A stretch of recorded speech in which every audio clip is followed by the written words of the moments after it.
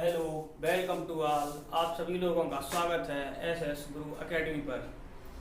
मैंने कल आपको वैद्युत आवेश के बारे में बताया था। इसके बाद कल और का थोड़ा रिवाइज करते हुए और आज नया टॉपिक स्टार्ट करेंगे, ठीक है। तो कल क्या पढ़ाया था मैंने? वैद्युत आवेश। वैद्युत आवेश वैद्युत आवेश होता क्या है? किसी पदार्थ का गुण होता है जिसके कारण उसमें क्या है, हमारा विद्युत तथा चुंबकीय प्रभाव उत्पन्न हो जाता है। तो वो क्या होता है हमारा वैद्युत आवेश। आवेश कितने प्रकार के थे? हमारे दो प्रकार के थे, एक पॉजिटिव और एक नेगेटिव। दो प्रकार के थे। अगर दोनों पॉजिटिव हैं तो एक दूसरे को रिपेल करेंगे यानी प्रतिकर्षित करेंगे, और दोनों अगर निगेटिव हैं तो रिपेल करेंगे, ठीक। और अगर एक पॉजिटिव और एक नेगेटिव है तो क्या करेगा, हमारा अट्रैक्ट करेगा, ठीक है। तो क्या है, हमारे आवेश दो प्रकार के होते हैं, एक प्लस और एक माइनस। अगर दोनों आवेश समान प्रकृति के हैं तो प्रतिकर्षित करेंगे, और यदि विपरीत प्रकृति के हैं तो आकर्षित करेंगे। अब चलते हैं आज नए टॉपिक पर, ठीक।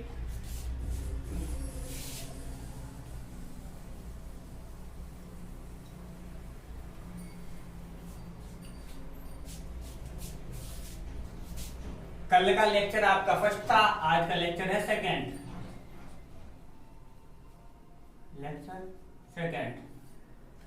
और इसमें हम क्या पढ़ेंगे? इलेक्ट्रॉन थ्योरी पढ़ेंगे। क्या पढ़ेंगे?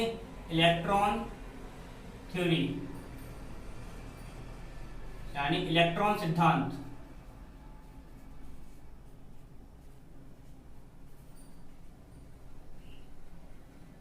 इलेक्ट्रॉन सिद्धांत पढ़ेंगे।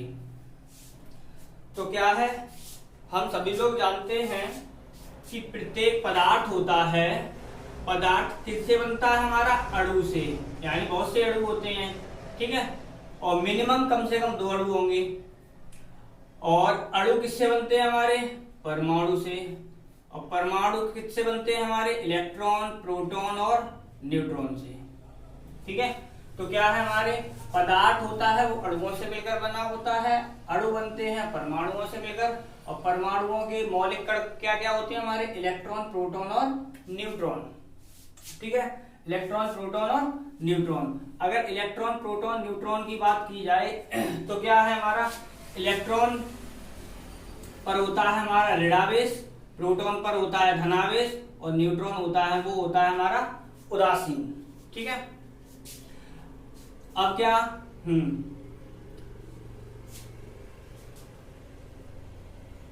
अब चलते, देखो ये रहा कोई परमाणु।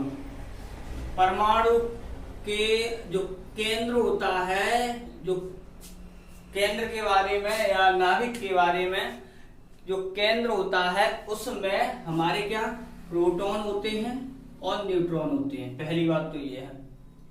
और परमाणु का जो केंद्र होता है यानी नाभिक होता है वो एक खोखला भाग होता है। और ये खोखले यानी नाभिक की खोज किसने की थी? रदरफोर्ड ने की थी। उन्होंने ही बताया था कि परमाणु का जो बीच का भाग यानी केंद्र का भाग होता है वो एक खोखला होता है, जिसमें क्या हमारे धनावेश प्रोटॉन और उदासीन न्यूट्रॉन उपस्थित होते हैं। और जो बाहरी जितनी भी ऑर्बिटल होती हैं यानी कक्षाएं होती हैं, इनमें क्या हमारे इलेक्ट्रॉन चक्रण करते रहते हैं, लगातार चक्रण करते रहते हैं, ठीक है। तो क्या हमारा जो परमाणु होता है, परमाणु के केंद्रीय भाग को क्या बोलते हैं? नाभिक बोलते हैं। नाभिक में कौन कौन होता है? हमारा प्रोटॉन और न्यूट्रॉन उपस्थित होता है। प्रोटॉन धनावेशित, न्यूट्रॉन उदासीन होने के कारण क्या होता है, हमारा जो नाभिक होता है वो हमारा कैसा धनावेशित होता है। क्यों?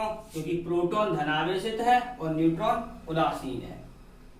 इलेक्ट्रॉन विभिन्न कक्षाओं में अपना चक्कर करते रहते हैं, ठीक है। तो क्या है हमारा इलेक्ट्रॉन थ्योरी? तो क्या प्रत्येक पदार्थ है वो अणु से मिलकर बनता है, अणु परमाणुओं से मिलकर, और परमाणु के जो मौलिक कण होते हैं वो क्या होते हैं? हमारे इलेक्ट्रॉन, प्रोटॉन और न्यूट्रॉन। अब थोड़े इसमें डिटेल में चलते हैं।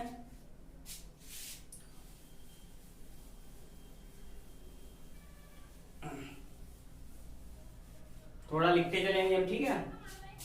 हाँ, परमाणु का केंद्रीय भाग क्या कहलाता है? हमारा नाभिक कहलाता है। और नाभिक में क्या होते हैं? हमारे प्रोटॉन होते हैं और न्यूट्रॉन होते हैं। प्रोटॉन धनावेशित होने के कारण हमारा नाभिक कैसा होता है? वो हमारा धनावेशित होता है, ठीक है। अब क्या है? नाभिक के चारों ओर, क्या? नाभिक के चारों ओर विभिन्न कक्षाओं में क्या तुम्हारे विभिन्न कक्षाओं में इलेक्ट्रॉन चक्रण करते रहते हैं, विभिन्न कक्षाओं में, ठीक है। तो क्या है, अब आगे चलते हैं इसकी ओर। देखो,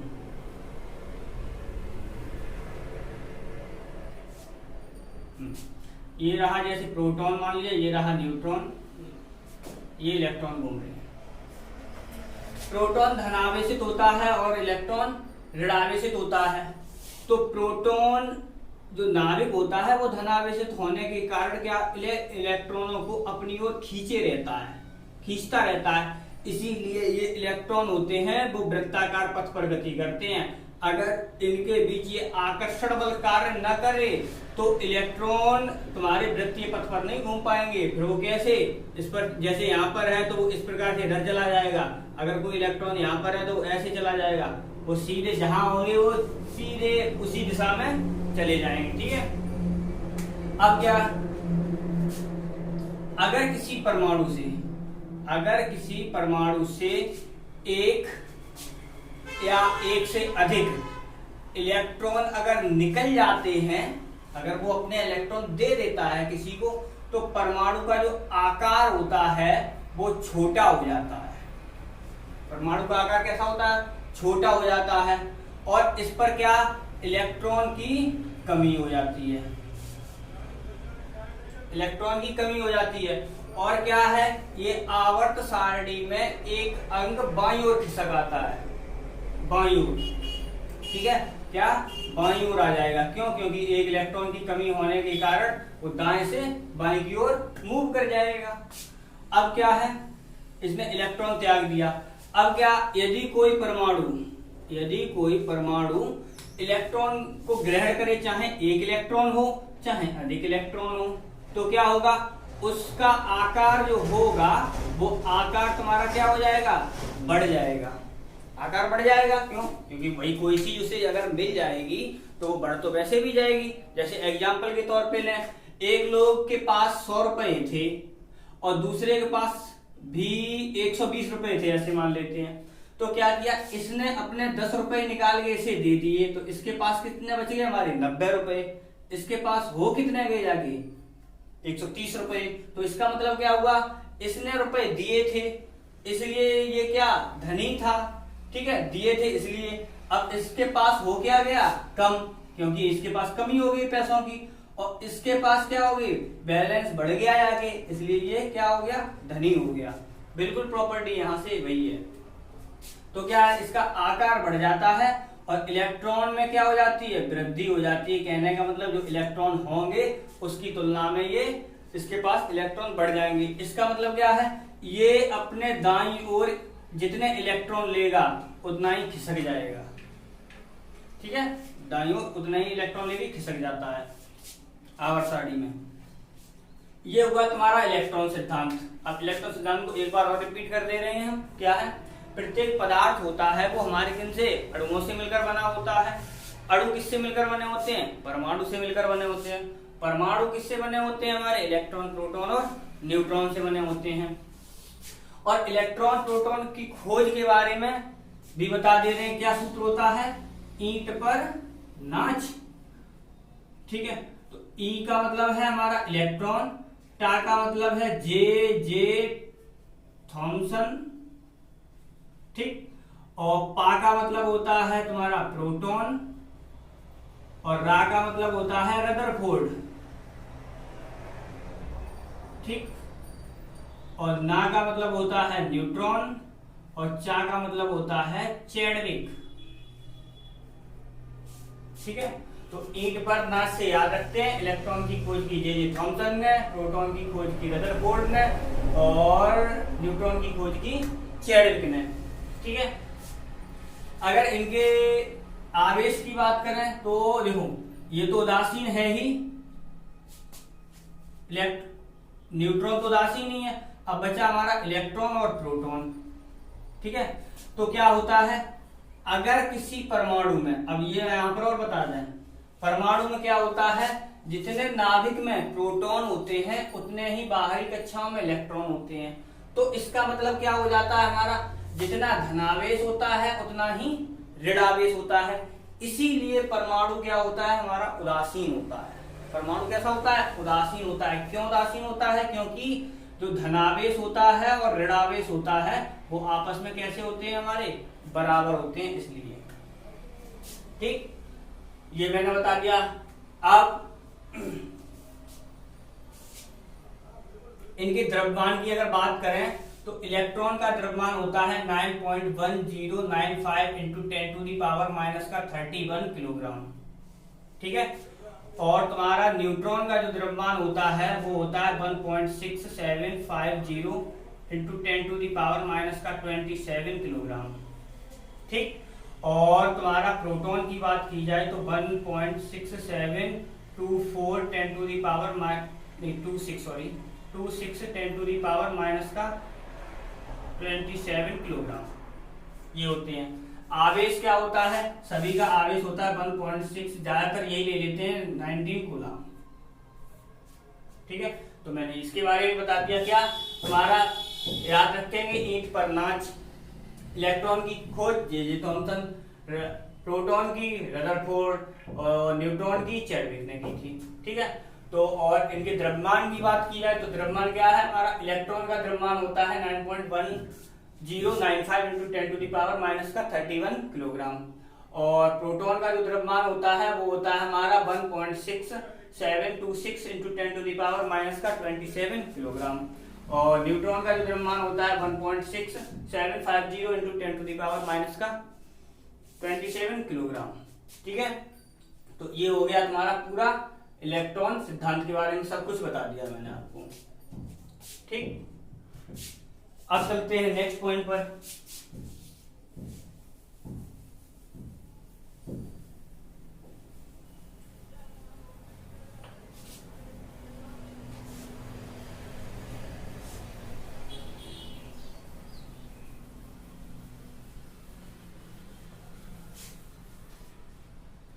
हेडिंग लगा लो भाई, आवेश संरक्षण नियम। आवेश संरक्षण नियम तो क्या था, देखो आवेश संरक्षण नियम होता क्या, कल मैंने आपको बताया था, एक अगर हम कांच की छड़ लें और उसे रेशम पर रगड़ें, और एक लें हम आबनूस की छड़ और उसे किस पर रगड़ें, हम बिल्ली की खाल पर। ठीक है, तो बिल्ली की खाल पर जब रगड़ा जाता है तो क्या होता है, तो इनमें जो धनावेशित ये हो जाती है और ये इसमें धनावेशित हो जाती है। ठीक है, तो क्या होता है, इसका मतलब क्या है, जितना आवेश इस पर आता है उतना ही आवेश इस पर भी आता है, लेकिन इस पर अगर धनावेश आएगा तो इस पर आ जाएगा हमारा ऋणावेश। ठीक, और इस पर अगर धनावेश है उतना ही बराबर यहाँ पर क्या आ जाएगा, ऋणावेश आ जाएगा। दोनों कैसे होंगे, आपस में बराबर होंगे। इसका मतलब क्या होगा, आवेश को न तो उत्पन्न किया जा सकता है, आवेश को न तो उत्पन्न किया जा सकता है और ना ही नष्ट किया जा सकता है, और ना ही नष्ट किया जा सकता है।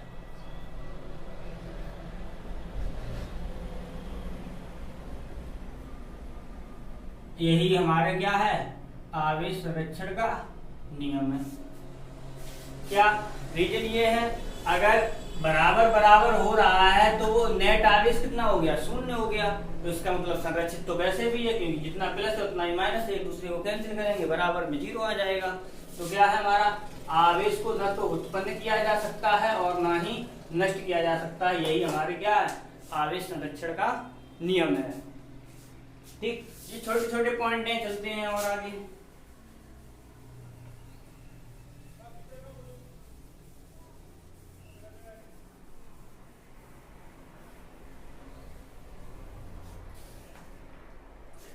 मूल आवेश, ये डेफिनेशन ही है। तो मूल आवेश क्या होता है? किसी भी आवेशित कण, जो भी आवेशित कण हो उस पर जो कम से कम आवेश होगा, जो कम से कम, जितना भी कम हो, तो वही क्या कहलाता है? उस आवेशित कण का मूल आवेश कहलाता है। तो क्या है? वह छोटे, ऐसे लिखते हैं, किसी आवेशित कण का वह सूक्ष्मतम आवेश, किसी आवेशित कण का, किसी आवेशित कण पर न्यूनतम आवेश ही क्या? मूल आवेश कहलाता है, सीधा शॉर्ट में। किसी आवेशित कण पर जितना कम से कम आवेश होगा वही मूल आवेश कहलाता है। और कोई भी जो आवेश होता है इसे ई से प्रदर्शित करते हैं, इसे ई से प्रदर्शित करते हैं, स्मॉल ई से, ठीक है, इसे ई से प्रदर्शित करते हैं। और कोई किसी भी आवेश का जो मान होता है वो तुम्हारा एन ई की फॉर्म में होता है, एन ई का पूर्ण गुणज होता है, पूर्ण गुणज, पूर्ण गुणज होता है।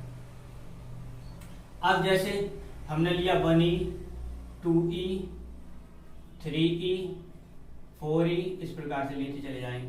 ये नहीं है कि इसके आगे, यानी जैसे 3.5e, 2.23 ये e, यानी इस रूप में नहीं होगा, सिर्फ e का पूर्ण गुणज होगा। तो वही क्या होता है? हमारा मूल आवेश होता है, ठीक है। इसका मतलब क्या हुआ?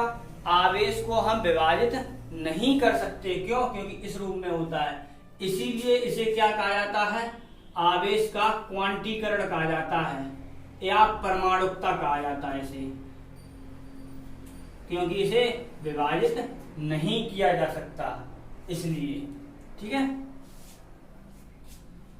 तो इतना हो गया। अब नेक्स्ट तुम्हारा कल होगा। अगर वीडियो आपको पसंद आए तो आप लाइक शेयर सब्सक्राइब जरूर करें और कमेंट भी करें साथ में।